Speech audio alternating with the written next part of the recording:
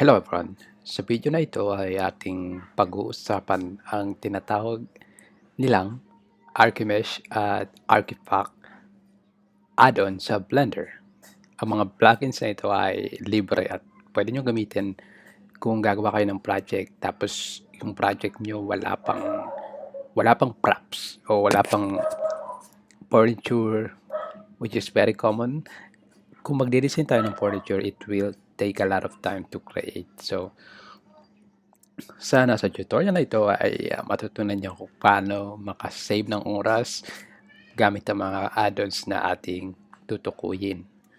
So, pumunta muna kayo sa preferences, sa add-ons at i-type nyo ang Archimesh or Archipack at lagyan nyo ng check ang mga check buttons. So, bumalik tayo sa ating viewport at subukan natin. So, paano ba maglagay ng object gamit ang Archimesh? So, pumunta lang kayo sa mesh.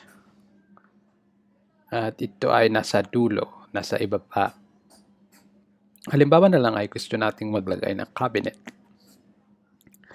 So, ito yung cabinet.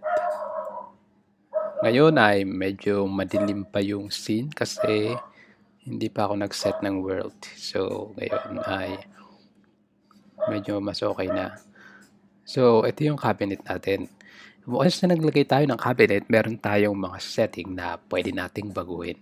Halimbawa, ayaw nating lagyan ng handle, pwede nating i-disable ang handle. So,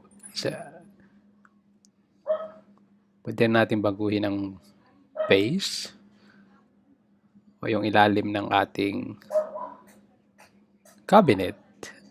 Pwede natin yung gawin.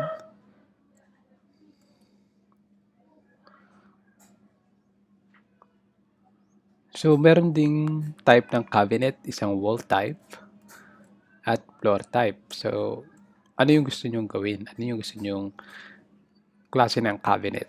So, pwede nyong palitan yun.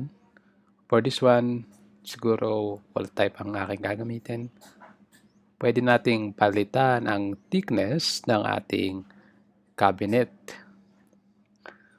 Pwede natin palakihin gamit ang height. At marami pang iba. So, depende na sa inyo kung ano yung gusto nyong gawin. Nasa inyo na yun. So, ito yung handle. Ilagay natin sa ibaba ang handle na sobrang weird tingnan. So, subukan natin. Okay. This is interesting. So, I guess that's it. Try natin yung ibang object. Balik tayo sa mesh, Archimesh, and decoration props. Meron ding decoration props, roller curtains, kung gusto nyo ng curtains, pwede kayo maglagay ng cortina. So, medyo kaunti lang yung setting ng ating curtains. That's it. Sobrang basic lang ng cortina pero pwede na rin. Pwede na rin natin gamitin. So, I think yan na yung tutorial na ito. At dito na nagtatapos. Kung may mga tanong kayo, please leave a comment and subukan nating sagutin. See you sa next tutorial and salamat sa panonood.